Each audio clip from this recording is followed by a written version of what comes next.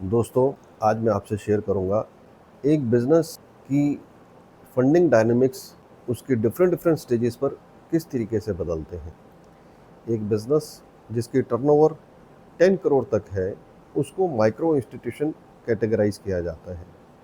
एक बिज़नेस जिसके टर्नओवर 100 करोड़ तक है, उसको स्मॉल एंटरप्राइज़ काउंट किया जाता है और जिसकी टर्नओवर 100 करोड़ से ऊपर क्रॉस हो जाती है, उसको मीडियम एंटरप्राइज काउंट किया जाता है। बिजनेस में प्रमोशनल स्कीम्स की फंडिंग केवल एक स्मॉल एंटरप्राइज तक ही सीमित रहती है। जैसे ही किसी बिजनेस के टर्नओवर 100 करोड़ से क्रॉस कर जाती है और वो मीडियम एंटरप्राइज में काउंट होता है, तो उसके एलिजिबिलिटी प्रमोशनल स्कीम्स की फंडिंग अवेल करने की ख़त्म हो जाती है।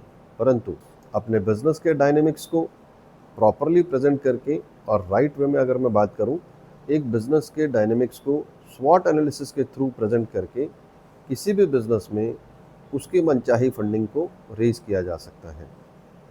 स्वॉट एनालिसिस आप अपने बिजनेस के डायनेमिक्स को, बिजनेस की स्ट्रेंथ, उसकी वीकनेस, उसके रिस्क और उसकी अपॉर्चुनिटीज़ को क्लब करके प्रेजेंट करें, रीजनेबल फॉर्म में प्रेजेंट करें, ताकि कोई भी इन्वेस्टर, कोई भी लेंडर, कोई भी बैंक उस रिपोर्ट को रिव्यू करके ये जज कर पाए कि अगर आपके बिजनेस में फंडिंग दी जाती है तो कैसे उस फंडिंग को यूज़ किया जाएगा और कैसे उस फंडिंग की सिक्योरिटी बिजनेस के अंदर इस्टेब्लिश्ड है, रेवेन्यू सुरक्षित है और अगर कोई भी रिस्क है तो वो रिस्क सिस्टमेटिकली सिक्योर किया जा सकता है, क्योंकि हमने पहले ही उस रिस्क को जज कर लिया है।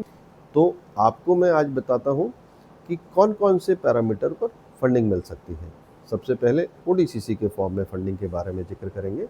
ओडीसीसी आप अपने बिजनेस की टर्नओवर का एक सर्टेन परसेंटेज अवेल कर सकते हैं, लेकिन उसमें सेकंड रिस्ट्रिक्शंस लग जाती है कि आप अपनी नेट वर्किंग कैपिटल का 3/4 हिस्सा ही फंड करवा सकते हैं, जिसे बैंकिंग भाषा में ड्राइंग पावर बोला जाता है।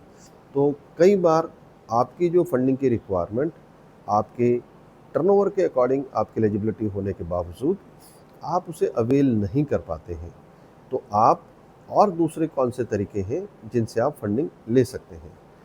नेक्स्ट पार्ट आता है, आप अपनी रॉ मटेरियल को फाइनेंस करवाएं। रॉ मटेरियल को फाइनेंस या परचेज फाइनेंस।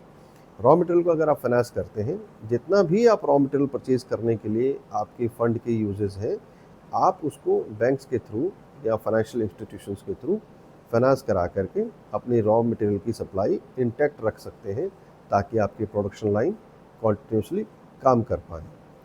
नेक्स्ट पार्ट आता है कि आप अपने बिजनेस के लिए एज ए एंकर फाइनेंस का भी अरेंजमेंट कर सकते हैं। एंकर फाइनेंस एक बहुत ही डायनेमिक मॉडल है, जिसमें आप अपने डिस्ट्रीब्यूटर्स, अपने डीलर्स, अपने बायर्स को क्लब करके एक नेटवर्क बनाते हैं।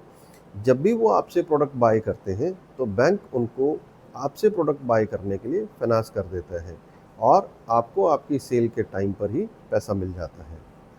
नेक्स्ट पॉइंट आता है कि आप एक्सपोर्ट फाइनेंस को भी फंड करा सकते हैं। कई बार हमारी पीसीएफसी की लिमिट सफिशेंट ना होने के कारण आपके जो एक्सपोर्ट रियलाइजेशंस हैं, वो टाइम बाउंड होने के कारण आपके पास वर्किंग कैपिटल का स्ट्रेच होने लग जाता है।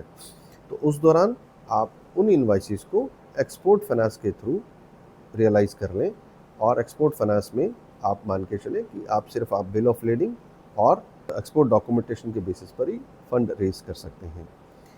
कई बार हमारे बिजनेस के डायनेमिक्स इस तरीके से होते हैं कि हम अगर अपने बिजनेस की रिक्वायरमेंट्स को प्रेजेंट करें, तो हमारी रिक्वायरमेंट्स 3 महीने, 6 महीने, साल भर जो डिमांड नोट के फॉर्म में वर्किंग कैपिटल मिलता है, उससे कहीं ज़्यादा पीरियड को हम जस्टिफाई कर पाते हैं। यानी कि 2 से 3 साल तक की हमारी रिक्वायरमेंट होती है, ताकि हम सिस्टमेटिकली उसको आगे कंटिन्यू कर सकें।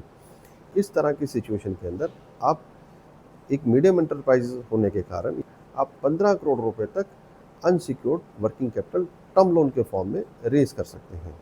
यहाँ मेरा अनसिक्योर्ड वर्ड यूज़ करने का सिर्फ इतना ही मकसद है कि आपको इसके लिए किसी कोलेटरल को देने की ज़रूरत नहीं है और आप अपनी इन्वेंट्री भी फाइनेंस कर सकते हैं।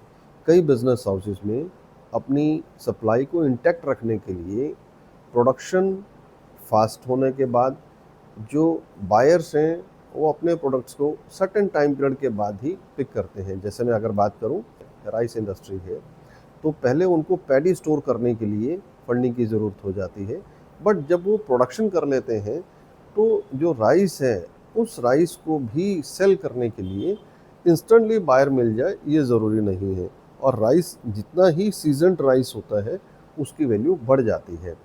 तो उसको हम कहेंगे कि इन्वेंट्री फाइनेंस के लिए भी आप इस सिचुएशन में फंडिंग रेज कर सकते हैं। मैं ये नहीं कहूँगा कि केवल राइस के लिए, ये किसी भी बिजनेस हाउस में अगर ऐसी सिचुएशन है उसको आप प्रेजेंट करें अपनी बिजनेस रिक्वायरमेंट की रिपोर्ट के अंदर, तो आप इन्वेंट्री फाइनेंस के थ्रू भी फंडिंग रेज कर सकते हैं। एक मीडियम एंटरप्राइज इक्विटी के फॉर्म में भी पैसा रेज कर सकता है एसएमई आईपीओ प्लेटफॉर्म के थ्रू। जब आपके बिजनेस की टर्नओवर 100 करोड़ से ज़्यादा हो चुकी होती है तो इन्वेस्टर्स भी आपके बिजनेस में इन्वेस्ट करने में कीन होते हैं। नेट अगर मैं इसको सम करूं, अब आप अपने बिजनेस के डायनेमिक्स को बेहतर तरीके से प्रेजेंट कर सकते हैं, जिसमें आप अपनी अपॉर्चुनिटीज़ को भी प्रोपेगेट कर सकते हैं और एट द सेम टाइम अपने रिस्क को भी दिखा सकते हैं, और उस रिस्क को कैसे आप सिक्योर कर सकते हैं ये भी दिखा सकते हैं। जब आप इन सब का सम बना करके एक प्रेजेंटेशन बनाते हैं तो बैंक आपके बिज़नेस को बेहतर तरीके से जज कर पाते हैं और आपको आपकी ज़रूरत के अकॉर्डिंग फंड देने में कोई कोताही नहीं बरतते हैं। धन्यवाद। बिजनेस फंडिंग से जुड़े और टॉपिक पर वैल्यूएबल जानकारी के लिए आप हमारे चैनल को लाइक एंड सब्सक्राइब करें, और कस्टमाइज बिजनेस फंडिंग सोल्यूशन के लिए आप इन नंबर्स पर कॉल या मैसेज करें।